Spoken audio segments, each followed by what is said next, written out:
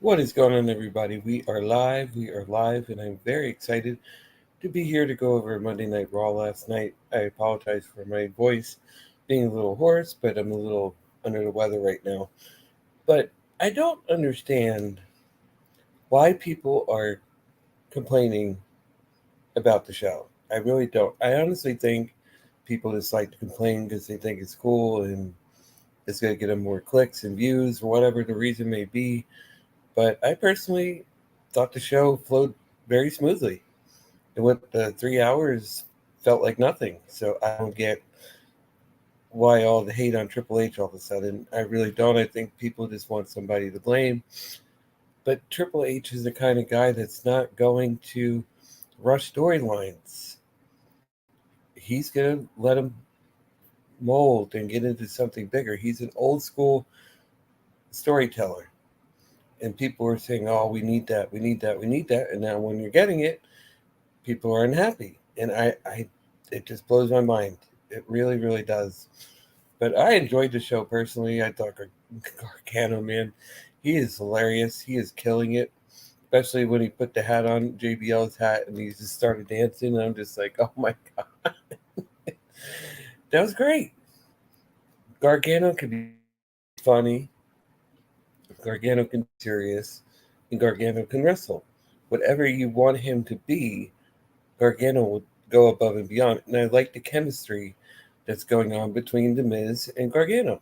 People are saying, oh, well, it's childish, blah, blah, blah. Why? He obviously knows something the knows but doesn't want to tell. And I personally think it has something to do with Indy Hartwell. It's got to be. I mean, this is WWE storytelling, so it's not going to be, oh, he chose Ciampa over Dexter Loomis. Come on. It's got to be something to do with the woman. And the only one we know of is Indy. That's who Loomis was really involved with. So it's like, that's where I see them going with this. But I do see some of you that are seeing the same thing. So it's great to see that I'm not the only one here that's like, oh, he doesn't know what he's talking about. I appreciate it, and I thank you all for that.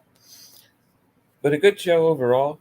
I mean, everyone was praising Road Dogg, which he did a great job as well. But then when it's Triple H's turn, it's like, this show is horrible. Well, according to JD, the show was awful. But I enjoyed myself. Other than Omos, if you didn't watch last night, Kenny Omega and the Young Bucks lost against Omos last night. I'm just kidding. Oh, that was a joke going around because the jobbers going with Omos, everyone was like, oh, it's Kenny and the Elite. Hilarious stuff, guys. I really appreciated that. Made me laugh like no other. The excuse me, one person that's really killing it is Rhea Ripley. Oh my God. Oh my God, did she take Luke Gallows and pick him up with ease? Dude has to be like 6'7", 300 fucking pounds. And she just goes, whoop, picks him right up. No big deal. I'm just like, damn, how strong is this woman? Jesus. Her and Buddy Matthews, they must be hitting the gym every freaking day because you can tell Rhea is just kicking ass. She's owning this role, and she's getting mad over. I am serious. She is getting so over right now. When the Judgment Day finally ends, she's gonna be fine. She is gonna be fine as long as she keeps going down this route. Vince was scripting her way too much. I mean, she was sounding so awful when Vince McMahon was in charge. But now Triple H is letting her be free, letting her do what she wants to do. Look, everyone's getting behind her. Everybody. This was the best thing to ever happen to Rhea Ripley. Was not only Judgment Day, but Triple H taking over because he really believes in her. And he's going to make her into a megastar. He really is. And I know a lot of people are like, oh, I wonder if Charlotte's going to show up. Excuse me. I was saying that I wish he would have because it would have pissed JD off so much. Then he would have started doing the robots and all that. I've just been like, oh, come on, Charlotte, please. Please, just for that reason, show up. Please. That would make my day. Please just show up. But she didn't, unfortunately. So we didn't get to have that laugh last night, but we will. It's coming. She's eventually coming back. Come on. She's not going to stay away forever. She's eventually coming back. And then we'll have all those JD-isms again. And we'll all get a good laugh about it. So let's go into the results of the show. I'm not going to bore you guys with all the details of everything. If you watched it, you know what happened. But we had Judgment Day open the show. Seems to be a common theme. Like every week, it's starting to be like Judgment Day opens. But I like because they're the most over faction right now. So why not start off with Judgment Day? I mean, look at Damian Priest. He is owning his role. I mean, he gets that deep voice and he's like, rise. And he kept doing it over and over and over and over again.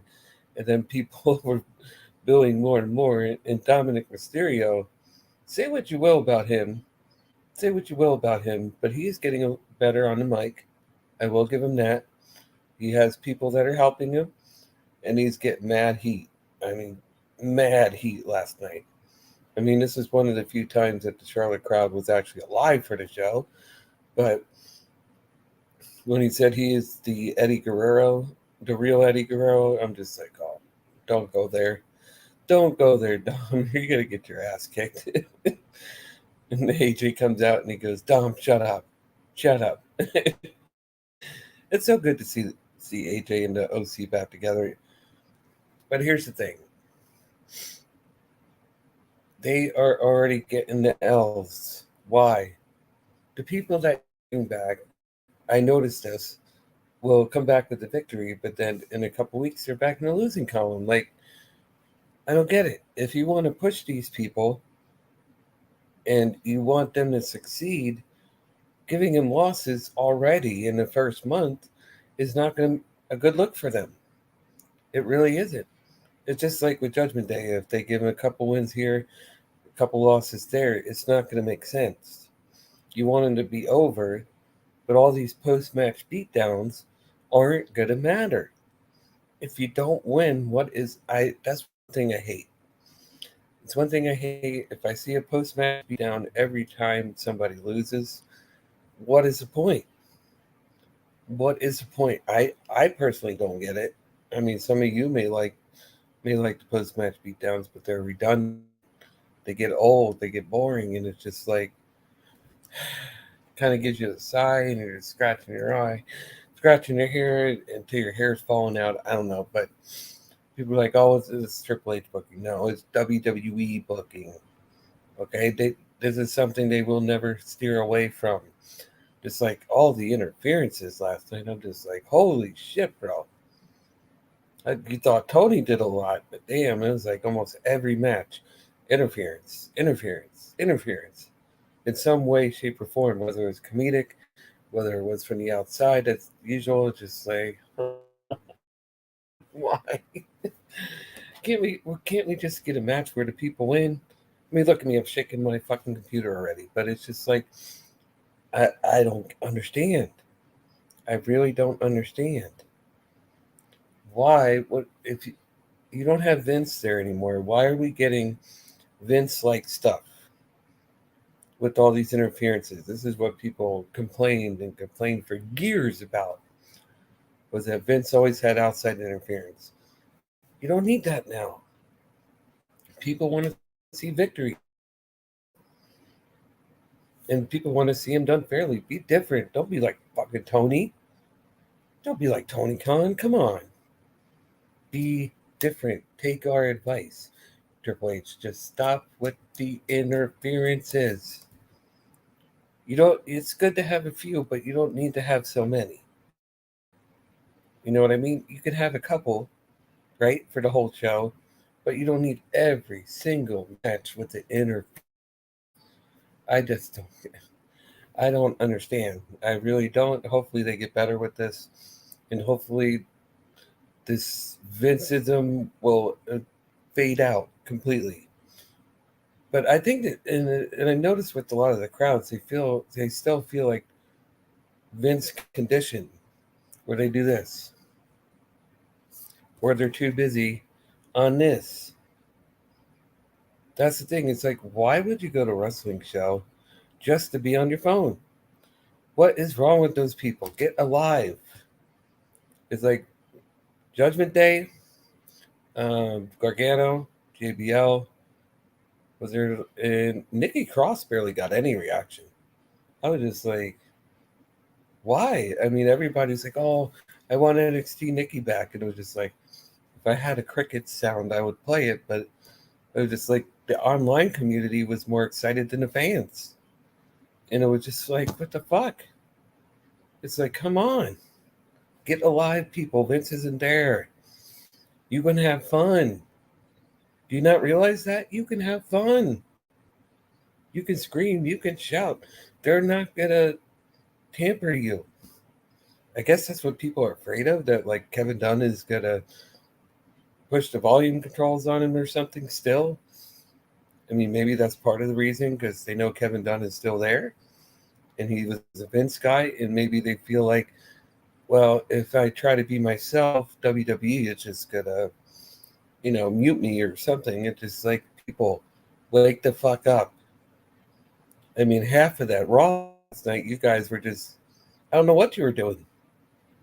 I mean, you woke up here and there, but the people at home want to see something lively. Get us feeling like we want to be there. I mean, you're really making us be like, especially Omos, Triple H.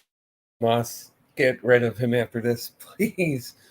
Omos is so fucking boring. He is fucking boring. Why does anyone care about this guy? No one does.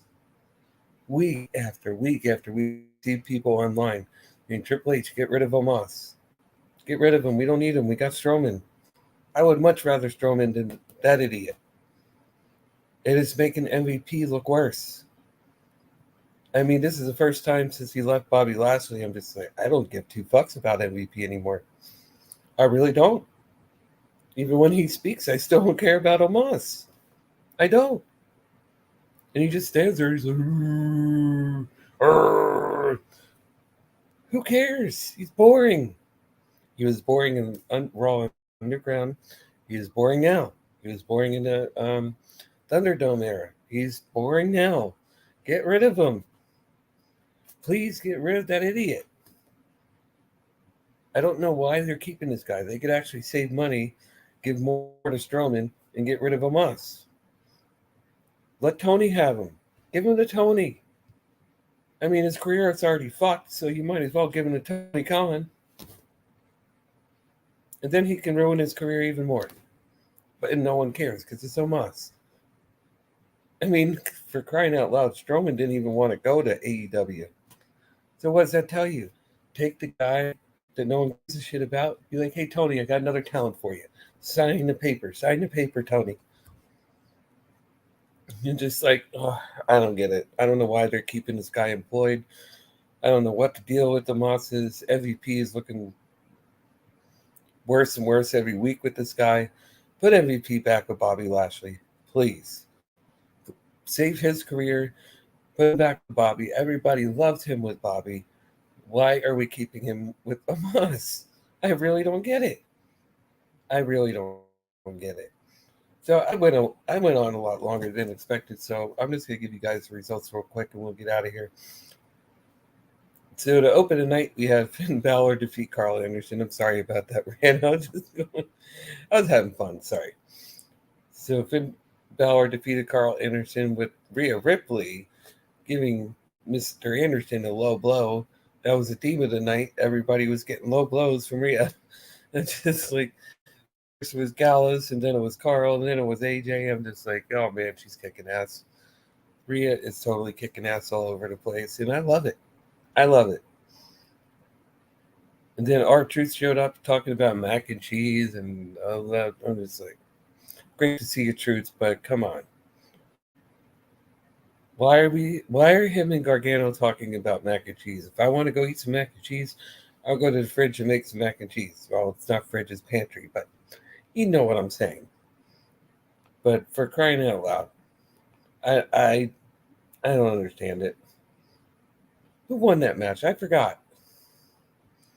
I think it was R-Truth beat The Miz. Yeah, because outside interference. This is where Gargano was great again because he was wearing I don't know what the fuck he was wearing, some kind of black hoodie, and Miz thought it was Dexter Loomis, and he's like, "Hey, security, security, it's Dexter Loomis," and Johnny goes like, takes it off, and it's Johnny Gargano. And Miz is like you seen a ghost again. That's just these two are killing it. I'm sorry, I'm enjoying it. I don't know why some people aren't. It's entertaining. Those two work well together. I really believe that. And then we had Seth Rollins defeat Ali. It was okay. I mean, Ali's trying. He's doing the best he can. But it's Seth fucking Rollins. It's Seth Rollins. Come on. Or no, it wasn't. I'm sorry. Oh, idiot. It was Austin Theory that defeated Ali. Seth Rollins interfered. Another interference. Just slipped my mind for a second. I'm just like, oh, yeah, Seth Rollins was actually on commentary. And then he interfered and helped A-Town down. People were saying, A-Town won it, gotta win. With the help of Seth Rollins. Don't forget that. But yes, technically, A-Town down got a W last night. Oh my God. A-Town, is this his first since Vince retired? I think this is his first W since Vince retired. And that was, what, a couple of months ago? I mean, he's just been racking up L after L after L. And I was like, they just must have given up on this guy or something. I have no fucking clue. I really don't. What else happened on this show? Oh, yeah, Baron Corbin defeats Gargano. But like I said earlier, the moment of the night has to go to Johnny Gargano. Has to. When he gets on the table, JBL made him look like a star just by his facial expressions. But oh my God, and then he takes the hat, puts it on, and starts dancing, and he's doing the guns like this. And JBL's just like, his face, the aura of JBL was priceless. Absolutely priceless. I loved it. And I just thought it was awesome. Job well done by JBL. He was perfect. And then we had Bailey. Was it Bianca? And Bailey actually got the W. I think, yeah, Bailey got the W on this. And here's another thing people are probably going to complain about. Why are champions losing? Why is Bianca losing to Bailey? I don't know. That's just what they do. They try to give you these things to make you think that the champion is not going to retain. That's the only logic I can think of. That they're trying to throw you off the normal booking sense where whoever gets the upper hand before the pay-per-view normally takes the L. So they're trying to mix it up a little bit and actually have the champion lose. I don't like it either. I personally think the champion should not be losing, especially on Raw. It's like it kind of defeats the purpose and makes them look bad. So I personally would not have done that, but I can kind of understand why they did it to make it a little more unpredictable. But I'm ready for Crown Jewel to be over. Then hopefully some of the things that need to be fixed on Raw to where it's not like getting so bad reviews because people aren't liking what's going on. Then they can go back to what they were doing before Crown Jewel was announced, in which they will. They will. Crown Jewel, unfortunately, they got to make their money. They got to pause everything that they wanted to do to please, the Saudi government so they can get their money. And after that pay-per-view, then they're going to go back and continue some of the storylines that they were originally going with. Next week, Gargano says he's going to tell the truth about The Miz and Dexter Loomis if The Miz does not do it himself. Again, I think it has something to do with Indy, only because this is WWE booking, and I think that's the route they're going to go. They're going to say, oh, it's Indy Hartwell. Miz had maybe not feelings for her, but they were making out or something. I don't know. It has nothing to do with Ciampa. Come on, it's a woman. And then it's going to get Maurice pissed off, and then they're going to go through all that. That's the only thing I could think of that would make this lunatic a lunatic. It's usually over a woman. It usually is to WWE. I don't mean to sound sexist or anything, but I mean it's WWE booking that it's usually over a woman, and I personally think it's going to be over Indy Hartwell, which is why he started attacking him in the first place. Does it make sense? No, of course not. But they're trying to make it entertaining, and they're all playing their part. I can't complain. They're all playing their part. So what are you gonna do? So overall, I mean personally, I wouldn't give the show an A, but a solid B. I enjoyed myself. Maybe it was because you guys were so entertaining online, talking to me the whole time. I don't know. Maybe that makes the show that much better. I just wish the audience would fucking wake the hell up through most of the show instead of falling asleep or playing on this. That would be nice. But they're all like, they're probably like, oh, I got to record. I mean, I do the same thing. Fuck it. It's for views, right? But that's the thing. They're all doing it for this, and they're not like, oh, yeah, I'm not a wrestling show.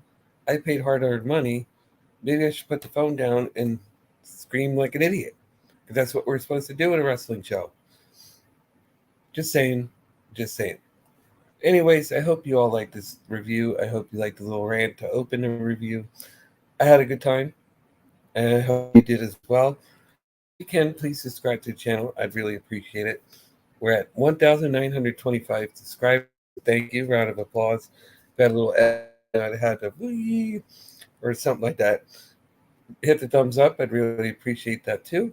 And I'll see you guys back. Remember, Real Wrestling continues tonight for WWE NXT. It is Title Tuesday. All titles. All tag team titles? Yeah, all tag team titles. Which is a couple of them, but it's going to be Tag Team Title Tuesday. Should be a good show. Anyways, guys, I love you. Take care, and I'll talk to you soon.